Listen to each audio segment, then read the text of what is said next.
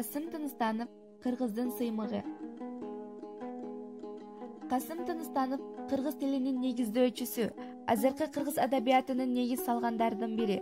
Акын, агартуучу, коомдук ишмер, журналист, кыргыздын туңгуч профессору. Касым Тыныстановдун кыскача өмүрүн айта кетсек, Касым Тыныстанов 1901 жылы 10 сентябрда Ысык Көл областындагы Чырпыкты айылында дыйкандын үй бүлөсүндө жарык дүйнөгө келген.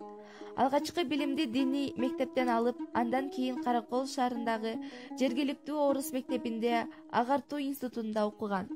Ташкенттен билим алып келген соң Эркин Тоо гезитинин жооптуу редактору болуп эмгектенип, 1927-30 жылдары Кыргыз СССР эл агартуучу комиссары, 1928 жылында жаңы маданият жолундагы журналда уюштурууга катышып, 1931 жылга чейин жооптуу редактор болгон. 1931 жылы 37 жылдары Кыргыз маданият турмуш институтунда илимий кызматкер, сектор башчысы, ушул эле учурда Кыргыз педагогикалык институтунда окутуучу болгон.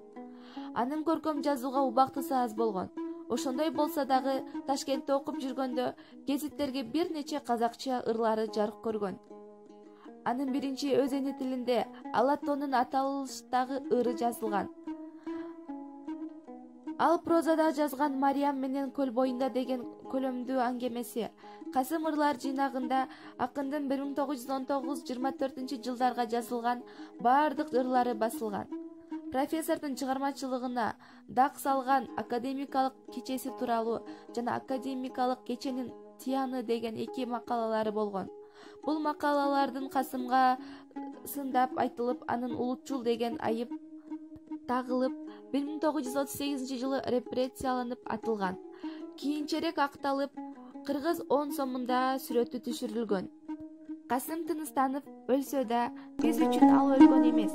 Анткени кыска өмүрдө жараткан эмгектери, чыгармалары биздин жүрөгүбүздө.